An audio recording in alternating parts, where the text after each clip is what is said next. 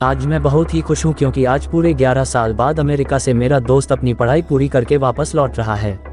उसने भौतिक शास्त्र के विषय पर PhD की हुई है।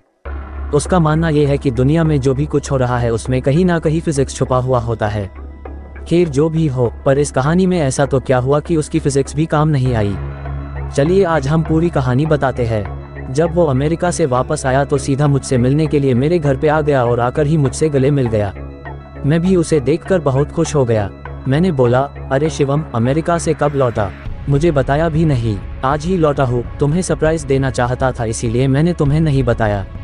और बता, क्या हाल चाल है? घर में सब कैसे है? मैंने कहा, सब बढ़िया है और घर में भी सब अच्छे हैं। तू बता, तू कैसा है? तुम्हारी पढ़ाई पूरी गई क्या? हाँ, मेरी पढ़ाई तो कंप्लीट हो गई और अब मैं हमेशा के लिए इंडिया वापस आ गया हूँ। अब हम दोनों मिलके खूब मस्ती करेंगे।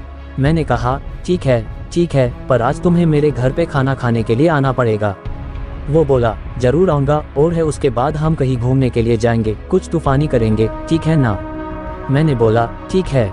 Real ghost story in Hindi, एक अच्छा भूत। उसके बाद हम दोनों ने रात को खाना खाने के बाद हमारे गांव के पुराने मंदिर में घूमने के लिए गए। मैंने बोला, शिवम, क्या तुम्हें पता है ये मंदिर बहुत ही ज्यादा प्रचलित है? उसने हैरान होकर बोला, ओह, तो ये है तुम्हारा तूफानी अंदाज। क्या यार, तुझे कोई अच्छी जगह नहीं मिली कि तू मुझे यहाँ ले आया? मंदिर? मैंने बोला, तुम चलो तो सही, बहुत मजा आएगा। लोगों का मानना यह है कि यह भूत प्रेत जैसी आत्माएं रहती है। शिवम, क्या सच में यहाँ पे भूत है? क्या तुम भी मजाक कर रहा हो?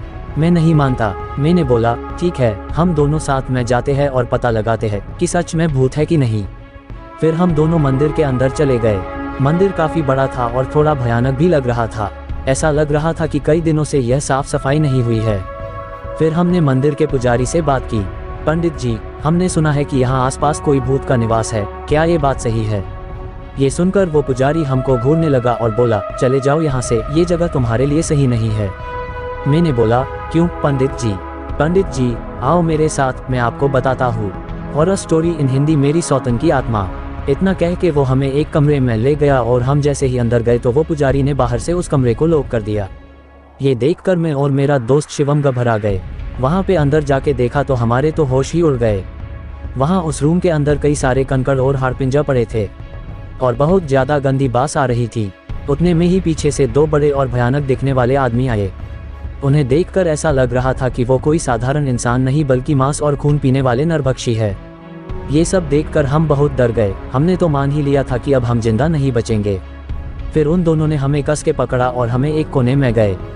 फिर हम दोनों बहुत चिल्लाए, बचाओ बचाओ, लेकिन कोई बचाने के लिए नहीं आया। इतने में ही हो पंडित जी एक बड़ी चमत्कारिक तलवार लेकर हमारे रूम में आए। फिर उन तीनों ने रूम में आग लगा के मंत्रोच्चार करना शुरू कर दिया। हमने ये सब देखकर डर के मारे और ज्यादा जोर जोर से चिल्लाने लगे। ठीक उसी समय किसी ने बाहर से हमारे रूम का दरवाजा खटखटाया। दरवाजे की खड़खड़ाहट सुनकर उन तीनों ने रूम की आग बुझा दी और दूसरे कमरे में चले गए। हमने तुरंत ही उठकर उस रूम का दरवाजा खोल दिया।